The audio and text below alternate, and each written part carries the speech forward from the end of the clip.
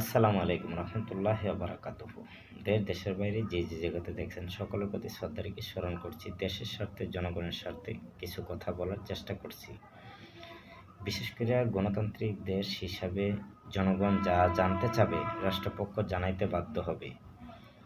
বিশেষ করে গণতান্ত্রিক দেশ তাকেই বলা হয় জনগণের মনের চাহিদা, জনগণের কথা, জনগণের ভাষা, জনগণ কি চায় সব কিছু জনগণকে মেনটেন করা, তাকে গণতান্ত্রিক রাষ্ট্র হিসাবে প্রমাণ করা হয়। আমরা জনগণ জানার বড় ইচ্ছা জাগছে যে এনসিপি নাগরিক পার্টির সদস্যবৃন্দ যারা আছে তারা এত কোটি কোটি মিলিয়ন টাকা কোথায় পাইল, কে বা কারা তাদেরকে দিল, কেনই বা দিবে এত টাকা? যদি অন্য ব্যক্তিরা টাকা না দিয়েই থাকে তাহলে বাংলাদেশের জনগণের ট্যাক্স বেডের টাকা তাদের অ্যাকাউন্ট রিজার্ভ করে ফেলছে। কোন মর্মে তারা এত কোটি কোটি মিলিয়ন টাকা পাইছে? অবশ্যই রাষ্ট্রপক্ষর কাছ থেকে আমরা জনগণ জানতে চাই যে ওরা এত টাকা পেল কোথায়, কিভাবে পাইল। রাষ্ট্রপক্ষ যদি নাও জানায় তো অন্তর্বর্তী সরকার ডক্টর মোহাম্মদ ইউনূস অবশ্যই আপনি সুরক্ষিতভাবে জনগণের মাঝে এটা ধরে তুলতে হবে। আর যদিও না দেন হিসাব, জনগণের মাঝে না বলেন, মনে রাখবেন নির্বাচিত সরকার আইজ আসুক কিংবা ২০ বছর পর, তখন কিন্তু আপনারা এড়িয়ে যাওয়ার সুযোগ পাবেন না।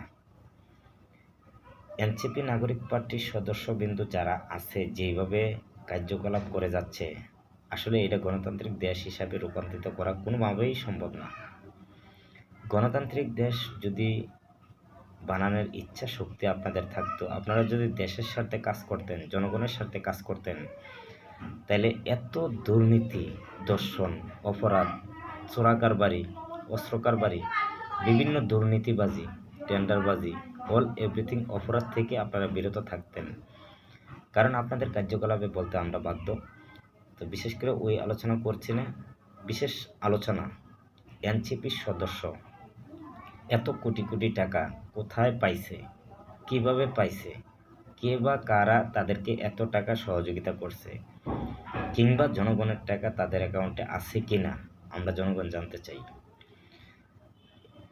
যেই দেশ সংবিধান অনুসরণ করে না, এই দেশের নাগরিক হওয়াচ্ছে কি না হওয়া অনেক ভালো। কারণ অনেক সময় লজ্জা হয়, নিজেদেরকে লজ্জা হয়। যদি আমরা জনগণ একটু সচেতন থাকতাম তাইলে বাংলাদেশের এই দুর্দশা দেখতে হইতো না, আরও ডেভেলপমেন্ট আমরা পাইতাম। জনগণের ভুলের খেসারত জনগণই দিতে হবে।